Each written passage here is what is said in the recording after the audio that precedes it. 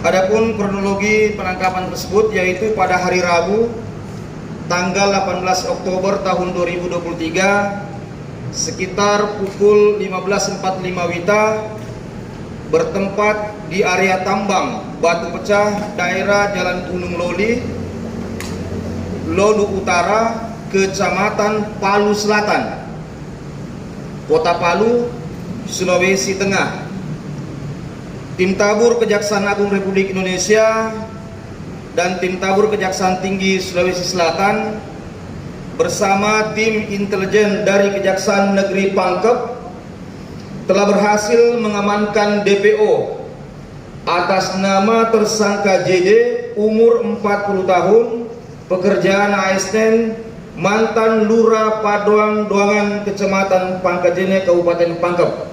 DPO ini asal dari Kejaksaan Negeri Pangkep dalam perkara dugaan tindak pidana korupsi pengelolaan dana kelurahan Padoang-Doangan Kecamatan Pangkajene, Kabupaten Pangkep tahun 2020-2021, di mana atas perbuatan tersangka ini diduga telah merugikan keuangan negara dana kelurahan sebesar Rp315.394.000.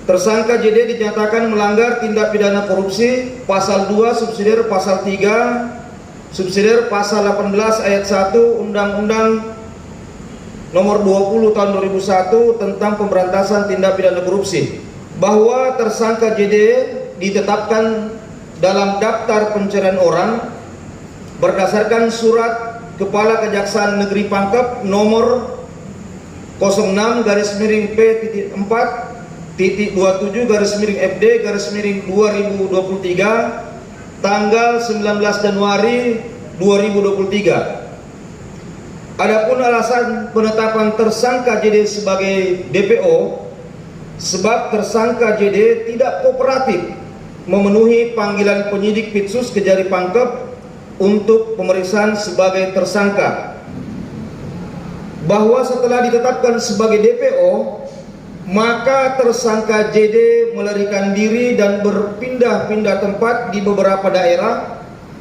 yaitu di daerah Belopa, Kabupaten Luwu, di rumah saudara mertua tersangka. Kemudian tersangka berangkat ke Palu, Sulawesi Tengah, tepatnya di Jalan Sungai Manunda sejak bulan Januari sampai dengan Mei 2002. Kemudian tersangka berpindah ke Kabupaten Maros, tepatnya di depan Bandara Lama sejak bulan Juni sampai dengan Desember 2022. Sekitar pertengahan bulan Desember tahun 2022, DPO tersangka JD kembali ke Palu, Sulawesi Tengah, tepatnya di Jalan Sungai Manunda, Kelurahan Bayonge, Kecamatan Palu Barat, Kota Palu. Sebelum mengamankan buronan, tersangka JD didahului dengan kegiatan surveillance oleh tim tabur. Kegiatan ini dilakukan selama 2 hari 2 malam untuk memastikan keberadaan buronan di tempat persembunyiannya.